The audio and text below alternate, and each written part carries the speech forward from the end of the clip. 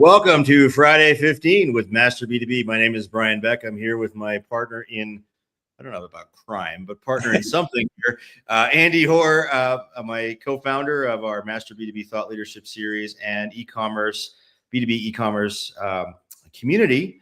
So Andy, here for another Friday 15. Welcome. Nice warm day in the middle of summer here. Yeah, good day, good topic. Let's jump in. Yeah, no doubt. So folks, thanks again for tuning into our Friday 15. And as usual, we're going to go right to our breaking news. Andy, Perplexity. Check this out. Some people are defending Perplexity after Cloudflare named it and shamed it. This sounds very like, I don't know, TikTok-y or something. But anyway, what the heck is this about? Please tell me. Yeah, so we touched on this a couple of weeks ago, and this is this amazing battle taking place beneath the surface that most people are completely unaware of, but everybody is essentially affected by. So here's the story. We all know what Perplexity is. It's like ChatGPT or OpenAI. It's one of the 4 or 5 major LLMs. Cloudflare is a company that optimizes people's websites. So think about it this way. Cloudflare represents the content creators. And Perplexity is essentially one of these answer engines. And so here's the scenario. Let's say that you're big into Roth IRAs and you write a site. You have a site where you create all this content about how to convert a Roth IRA, what the right timing is, et cetera. And you spend all your time writing this and you have this great website with all this content. Well, Perplexity or Gemini, which is Google's AI engine, will just come along, sweep up all that information from your site, and then use it to inform its answer engine such that when Joe Schmo goes to Google and types in, what's the best way to do a Roth IRA conversion? It'll just tell you the answer, right? That's great for Google. That's great for the person looking for the answer, but it's not great for you who spent all your time putting this content up on a website, which Google basically just stole from you to answer a question. And the way Google's going to monetize that is with a subscription. Right. Interesting. Same way that ChatGPT does it. Okay, so here's the problem. Now content creators are pushing back. Right. And they're saying, wait a minute, if I'm not going to monetize this content, I don't want your robots coming to my site, vacuuming up all information. So Cloudflare has made it possible to block the answer engines from scraping the sites. Interesting. Now, some interesting, and so what happened here was Perplexity actually went around that. They set up a fake bot and they tried to get onto these sites that had said, denied them access. And so there's this Cloudflare named and shamed them and said, wait a minute, you're cheating. We blocked you and you're trying to break into the house, even though we locked the front door. So there's been some interesting stats that have come up. There's one on the screen right now. It says, for the first time in the internet's history, bot activity currently outstrips human activity online. That's incredible. So AI traffic is accounting for 50% of all the traffic on the site. And really, this is surprising. Most of the activity is coming from LLMs, but the report also found that malicious bots now make up 37% of all internet traffic. So that's crazy. It used to be humans doing this. Now it's these bots, and some chunk of them are malicious. Now, here's the other side to this. If I'm a user and I'm at Google's site and I want to get an answer, I actually want these sites to be scraped. So if you go back to that screen for a moment, there was a person who posted on X, I want Perplexity to visit any public content on my behalf when I give it a request or a task, because increasingly, we're going to have agents that are going to go out and get information just for us. And if we're getting blocked everywhere, then the roads are all closed and nobody can drive. So this is a fascinating developing story, but there's this fight going on beneath the surface. And we'll talk about this maybe in the next week or two, but some of the big content providers are signing agreements. Yeah, I saw that. The OpenAIs and the Perplexities of the world to say, hey, we're going to license our content, which is probably where this is going.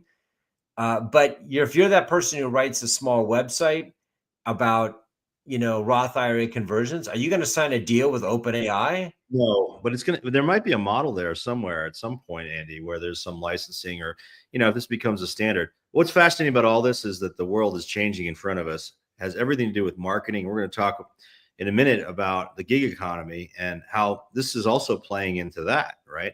So now we'll keep our eyes on this, folks. It's a fascinating topic, and we'll keep following it. Andy, thanks for finding that article. Today, we're talking about, is the gig economy coming to digital, B2B digital, part deux. That's two in French because, hey, why not? Say it in Spanish, Brian. Dos, senor. Okay, I actually can speak Spanish. But what we thought, this is such a great topic because we were so surprised, last week when we posted this LinkedIn poll, and it said 60% of you who are here listening think that B2B pros will not hold full-time employed roles by 2030. 60%. That means, your senior level ecom, VP of ecom is going to be what? AI? It's going to be a multi-company fractional. 26% of you said that. Contractor, 17% of you said that.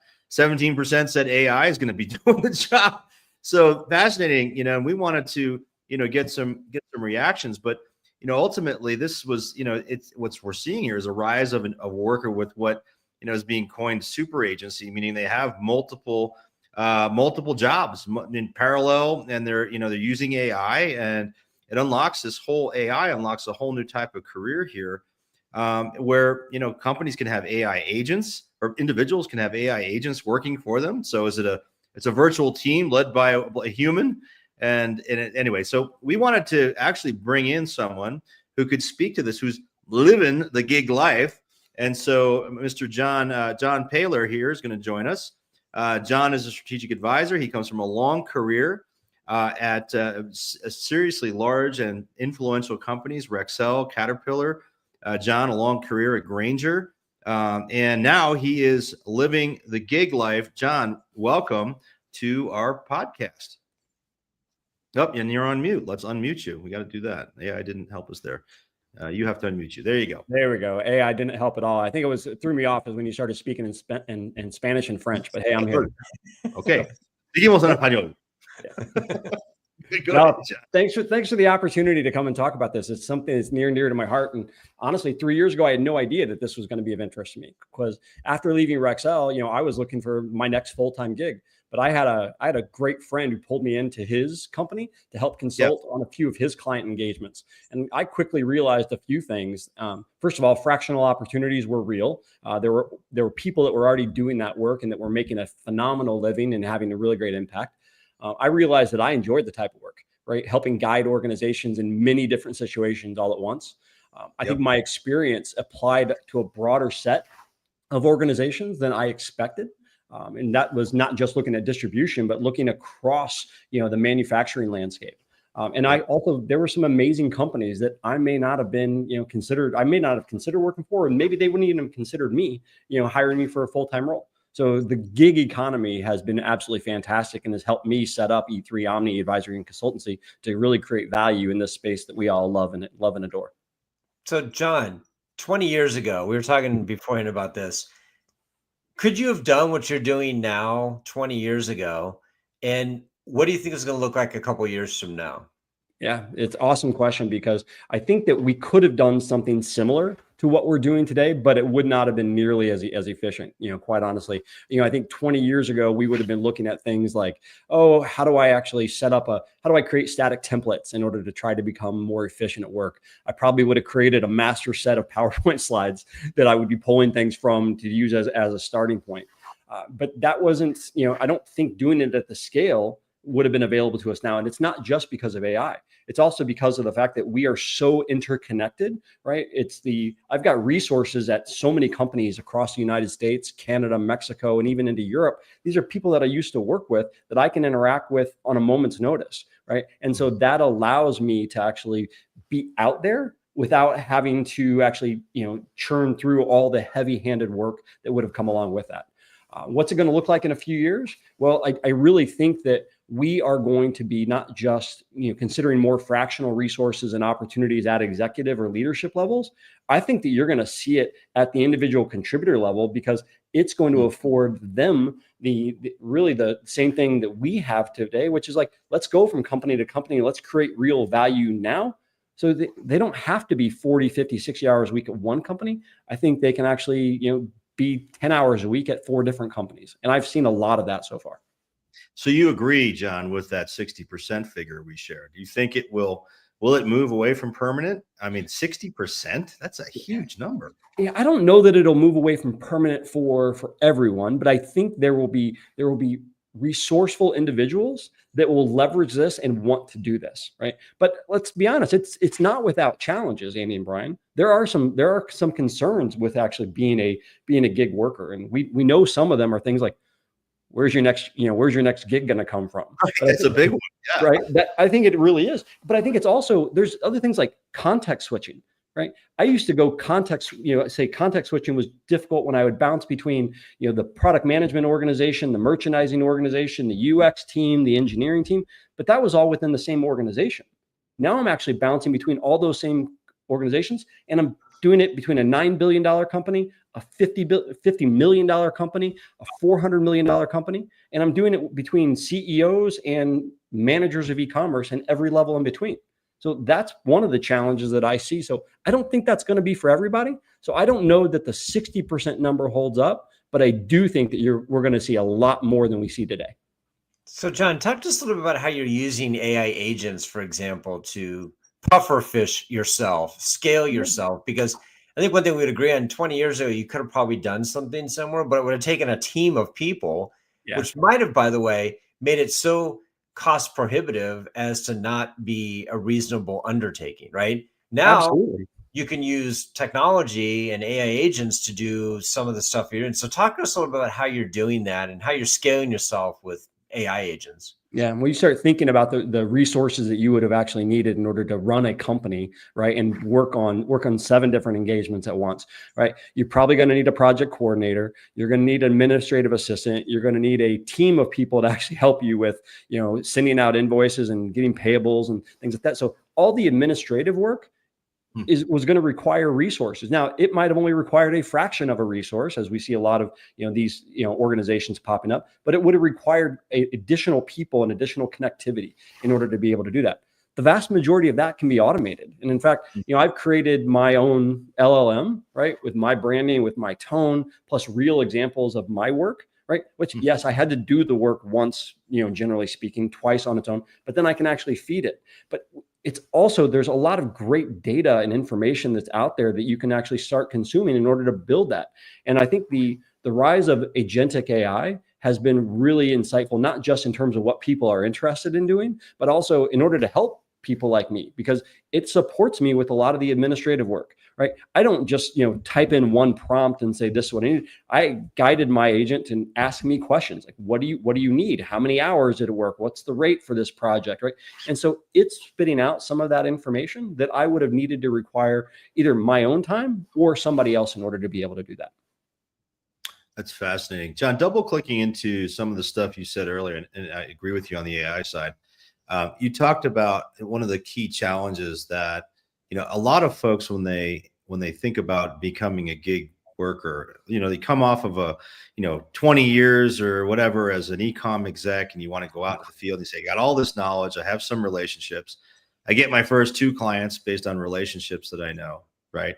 And I'm out and running and I'm like, this is great. I got freedom. I can, work from Tahiti or whatever, and from my boat and just have fun and work when I want to and make my own hours. And then they run out of clients and they go, uh-oh, what do I do now? What do I do now? So how do you navigate that? I mean, to me, that's one of the big things people don't realize when they go into this. The gig economy doesn't just require you as an expert to work and to have AI around you to help with administrative things, but also be thinking about business development, marketing.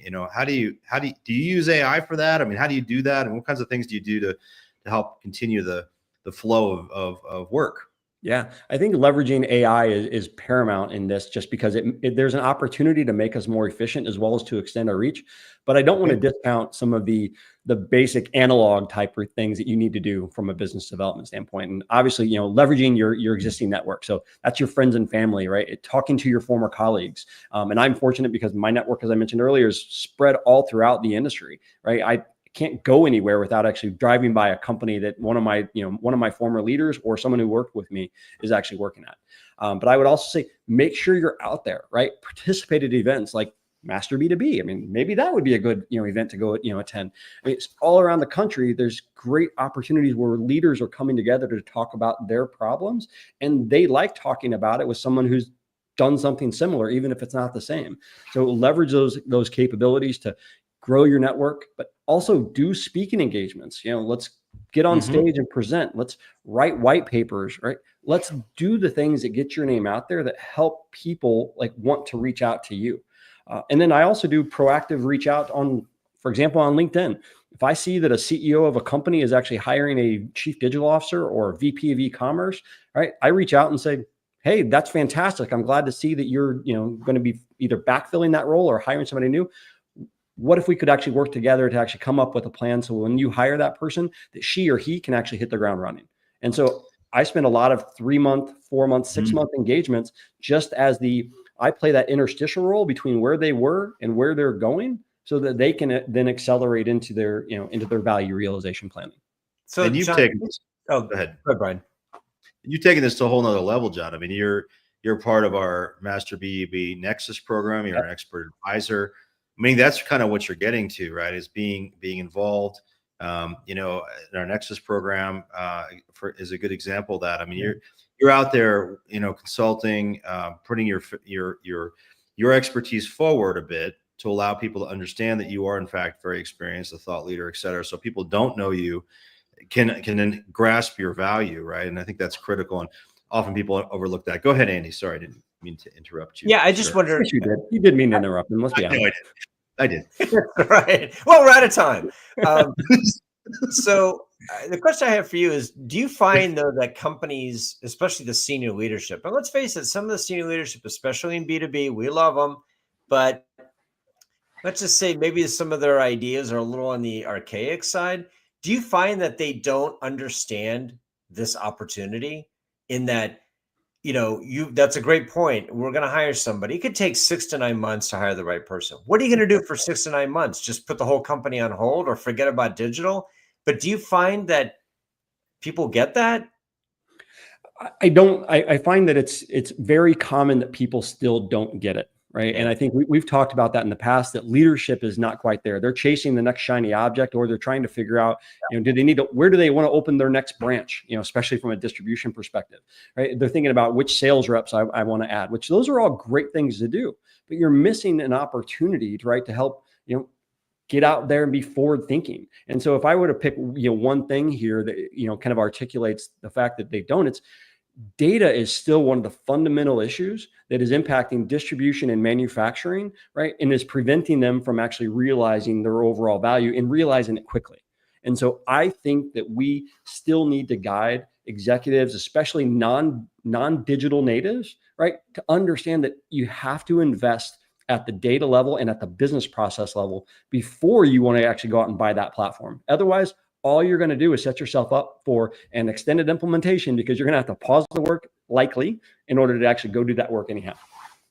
Can you give us one example, John, to maybe double clicking on the data piece of a company you've worked with, like that, where as a gig worker, you've come in and you're not permanent, like, so you don't have like the maybe the long-term, like people know you're not there forever, but what does that whole kind of role help? Can you give us an example of a project or impact you've made? Yeah. So oftentimes my work is actually pre-platform selection, or it's actually, pre having even a full strategy. So I've just completed a 90-day engagement with a phenomenal organization where what we were doing is we were literally setting up the roadmap for the next several years worth of work. And that started by taking a look at, hey, what's your current process? What's your maturity level on the overarching curve?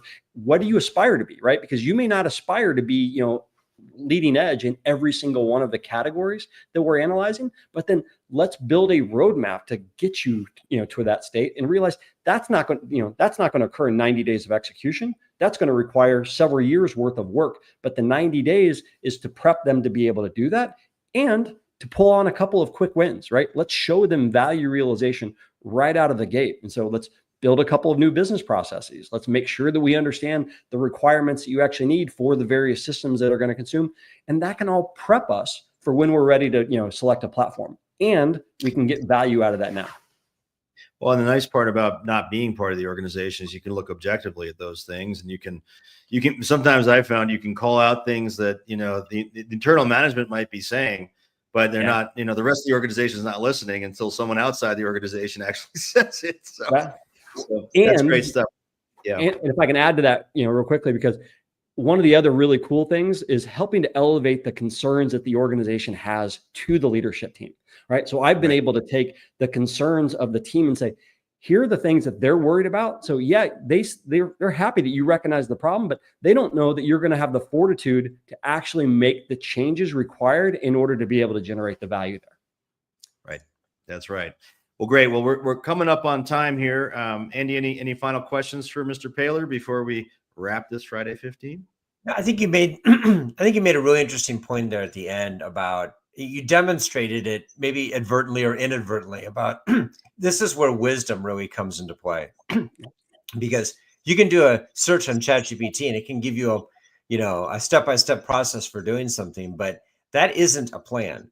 That's correct. The plan has to be pressure tested. It has to be battle tested. And it's always around the edges where the problems run out. I mean, everybody can come up with a 5-point plan, right? But what happens when point 1 doesn't go according to plan? How do you adjust point 2? And then point 2 means point 3 has to be adjusted. And maybe point 4 never happens.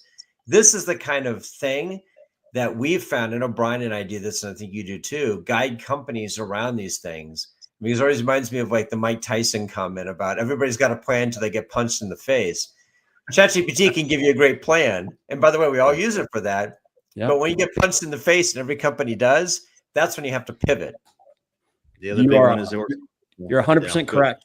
And I think that what we do is we bring that experience and that knowledge. And then, like I said, we help them solve problems faster than they would have been able to do on their own. And that's been a consistent theme in all the engagements that I've been in, is that, right, we could have done this work ourselves, but it would have taken us a lot longer. So let's take that 8-month learning and let's bring it down to 90 days, or let's take 90 days and let's get you value in 30 days. Those are the types of things that we get to do with wisdom.